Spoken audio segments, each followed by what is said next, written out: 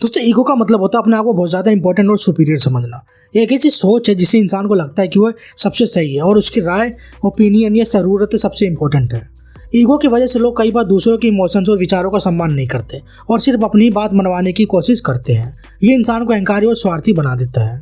Ego की वजह से रिश्तों में खटास आ सकती है और ये इंसान को अकेला भी कर सकता है। जब किसी का ईगो बहुत ज़्यादा बढ़ जाता है तो वो सही और गलत का फर्क नहीं कर पाता और गलत फैसले ले सकता है, जिससे उसे और दूसरों को नुकसान हो सकता है। इसलिए ईगो को काबू में रखना बहुत ज़रूरी है ताकि हम सही तरीके से सोच सकें और अच्छे से फैसले ले सकें।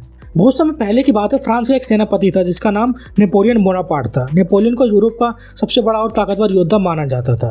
उसने कई वॉर्स में विजय प्राप्त की और पूरे यूरोप पर अपनी धाक जमा दी। उसकी बहादुरी और कुशल लीडरशिप के कारण उसकी सेना हर जगह जीतती गई और लोग उसे महान रूलर के रूप में देखने लगे। उसकी कामयाबियों ने उसे इतना आत्मविश्वास से भर दिया कि वो खुद को एक इनविंसिबल मानने लग गया। नेपोलियन का एम्पायर बढ़ता गया और उसके साथ साथ उसका अहंकार भी बढ़ता गया। वह सोचने लगा कि कोई भी उसके सामने टिक नहीं सकता और वो जो भी चाहता है कर सकता है, उसे हासिल कर सकता है। इस आत्मविश्वास ने धीरे धीरे उसे एरोगेंट बना दिया। वो अपने एडवाइजर्स की बातों को भी नज़रअंदाज करने लगा और केवल अपने मन की करने लगा।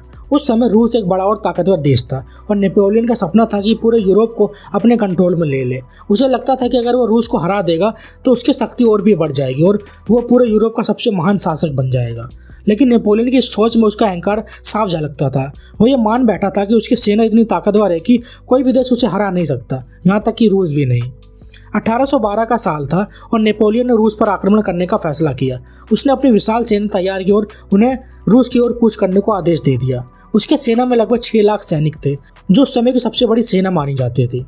नेपोलियन का मानना था कि उसकी सेना रूस को बहुत ही आसानी से हरा देगी और वह जल्द ही वहां पर कब्जा कर लेगा। लेकिन नेपोलियन की इस प्लान में कई खामियां भी थी जिन्हें वो अपने अहंकार में देख नहीं पाया। सबसे बड़ी खामी थी रूस का वेदर और वहाँ के जियोग्राफिकल कंडीशंस। रूस एक बहुत ही बड़ा देश था और वहाँ की सर्दी बहुत ही कठोर मानी जाती थी।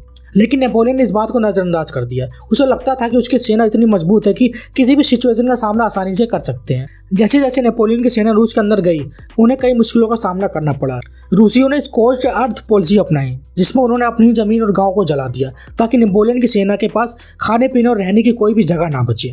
रूसियों ने ये रणनीति अपनाई ताकि नेपोलियन की सेना भूख और ठंड से कमज़ोर हो जाए। नेपोलियन की सेना जैसे ही मास्को पहुंची, उन्हें वहां की कड़ाके की ठंड का सामना करना पड़ा। सर्दी इतनी कठोर थी कि सैनिकों के पास ठंड से बचने के लिए पर्याप्त कपड़े भी नहीं थे। ठंड से बचने के लिए सैनिकों ने अपने कपड़े जलाए, लेकिन उससे भी कोई फ़ायदा नहीं हुआ। इसके अलावा रूसियों ने मास्को को भी खाली कर दिया और वहाँ आग लगा दी ताकि नेपोलियन की सेना के पास वहाँ रुकने का कोई भी साधन ना रहे। नेपोलियन के अहंकार उसे सोचने पर मजबूर कर रहा था कि वह किसी भी हालत में जीत सकता है। लेकिन जैसे जैसे समय बीतता गया, उसकी सेना की हालत और ख़राब होती गई। सैनिक भूख से मरने लगे, ठंड से कांपने लगे और बीमारियों से जूझने लगे। नेपोलियन ने महसूस किया कि उसकी योजना विफल हो रही है, लेकिन तब तक बहुत देर हो चुकी थी। रूस की सर्दी ने नेपोलियन की सेना को पूरी तरह से तोड़ दिया था। सैकड़ों हजारों सैनिकों ने अपनी जान गंवाई और बाकी बचे सैनिक भी बहुत कमजोर हो गए थे। नेपोलियन ने महसूस किया कि अब आगे बढ़ना इम्पॉसिबल है। उसने अपनी सेना को वापस लौटने का आदेश दिया, लेकिन वापस लौटना भी आसान नहीं था। वापसी के दौरान रूसी सैनिकों ने बार बार उन पर हमला किया और बचे हुए सैनिकों को भी मार गिराया। नेपोलियन का यह कैंपेन उसकी सबसे बड़ी भूल साबित हुई। उसकी सेना जो कभी इनविंसिबल मानी जाती थी, अब लगभग पूरी तरह से नष्ट हो चुकी थी। इस अभियान ने न केवल नेपोलियन की शक्ति को कम कर दिया, बल्कि उसकी रेपुटेशन को भी बहुत ज़्यादा नुकसान पहुंचाया। उसके दुश्मन अब उसकी कमजोरी को पहचान गए थे और उन्होंने उसके खिलाफ अलायंस बनाकर उसका इस्तेमाल कर लिया। इस हार ने नेपोलियन के साम्राज्य को कमजोर कर दिया और उसके दुश्मनों ने इसका फायदा उठाते हुए उस पर हमला कर दिया। अंत में नेपोलियन ने अपना साम्राज्य छोड़कर एक्साइल में जाना पड़ा। उसकी गलती ने न केवल उसकी बल्कि उसके सेना और देश की बर्बादी कर दी। इस कहानी से हमें सीख मिलती है कि अहंकार एक बहुत बड़ी कमजोरी हो सकती है। नेपोलियन ने अपने अहंकार के कारण रूस पर आक्रमण किया, बिना ये सोचे समझे कि वहाँ के मौसम और परिस्थितियों का सामना कितना कठिन होगा। उसका अहंकार उसे मानने पर मजबूर कर रहा था कि वह अजय है और कोई भी उसे हरा नहीं सकता। लेकिन सच्चाई यह थी कि उसका अहंकार ही उसकी सबसे बड़ी कमजोरी थी, जिसने उसकी बर्बादी का रास्ता तैयार किया। अगर नेपोलियन ने अपनी सेना की कैपेबिलिटी और रूस की परिस्थितियों को सही आकलन किया होता तो शायद वो इस तरह की भारी हार से बच सकता था।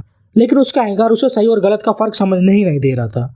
वो अपनी खुद की ताकत और क्षमता को बढ़ा चढ़ाकर देख रहा था और इसी अहंकार ने उसे और उसकी सेना को बर्बाद कर दिया। ये कहानी हमें यह भी सिखाती है कि अहंकार हमें अंधा कर सकता है और हमें ऐसे फैसले लेने पर मजबूर कर सकता है जो हमारी बर्बादी का कारण बन सकते हैं। इसलिए हमेशा अपने अहंकार पर कंट्रोल रखना चाहिए और सही फैसले लेने के लिए वास्तविकता का सामना करना चाहिए। अहंकार हमें बहुत कुछ खोजने पर मजबूर कर सकता है। और नेपोलियन की कहानी इसका सबसे बड़ा उदाहरण है। आखिरकार नेपोलियन का अहंकार उसकी हार और पतन का कारण बना। अगर उसने अपने अहंकार को काबू में रखा होता और वास्तविकता को समझने की कोशिश की होती तो शायद उसकी कहानी कुछ और ही होती। लेकिन उसने अपनी महानता और ताकत पर इतना विश्वास कर लिया था कि वह भूल गया था कि जीतने के लिए सिर्फ ताकत ही नहीं बल्कि समझदारी और फैसले की भी जरूरत होती है। नेपोलियन की कहानी सिर्फ इतिहास का एक हिस्सा नहीं है बल्कि एक सीख है जो हमें ये याद दिलाती है कि अहंकार किसी भी इंसान को बर्बाद कर सकता है, चाहे वह कितना भी ताकतवर क्यों ना हो।